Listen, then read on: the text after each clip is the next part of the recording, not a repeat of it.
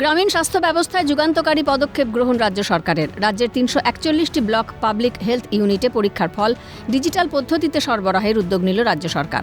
পরীক্ষার গতি, নির্ভুলতা ও চিকিৎসা সিদ্ধান্তে স্বচ্ছতা আনতেই এই প্রকল্প শুরু বলে স্বাস্থ্য দফতর সূত্রে জানা গিয়েছে। ওয়েবেল টেকনোলজি লিমিটেড এই প্রকল্পের রূপায়ণ করছে। থাকছে অত্যাধুনিক ল্যাবরেটরি ইনফরমেশন ম্যানেজমেন্ট সিস্টেম, যার মাধ্যমে রোগীর নমুনা পরীক্ষা থেকে রিপোর্ট তৈরি পর্যন্ত সম্পূর্ণ প্রক্রিয়াটি স্বয়ংক্রিয়ভাবে হবে। ল্যাবরেটরি অ্যানালাইজারগুলি নির্ধারিত পদ্ধতিতে রিপোর্ট পাঠাবে সরাসরি এই সিস্টেমে। ফলে হাতে লিখে রিপোর্ট তৈরির প্রয়োজন পড়বে না এবং ভুলের সম্ভাবনা ৯০%-এরও বেশি কমবে। প্রতিটি রিপোর্ট রোগী ও নমুনার নির্দিষ্ট আইডির ভিত্তিতে যাচাই করে সংরক্ষিত থাকবে ইন্টিগ্রেটেড হেলথ ম্যানেজমেন্ট সিস্টেমে। যে কোনো সরকারি হাসপাতাল বা স্বাস্থ্যকেন্দ্র থেকে সেই রিপোর্ট রিয়েল টাইমে দেখা যাবে। এর ফলে দ্রুত চিকিৎসা শুরু করা যাবে এবং রোগী পরিজনের অপেক্ষাও কমবে।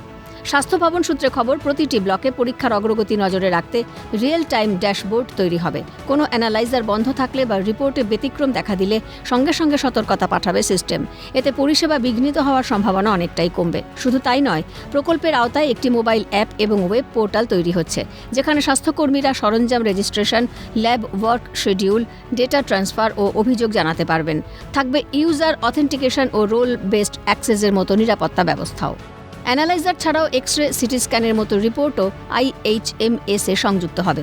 সব তথ্য এনক্রিপ্টেডভাবে সংরক্ষিত ও ব্যাকআপ হবে নিয়মিত।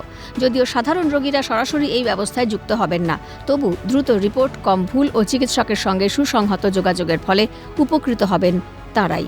খালেদ জামালের রিপোর্ট, ক্যালকাটা নিউজ।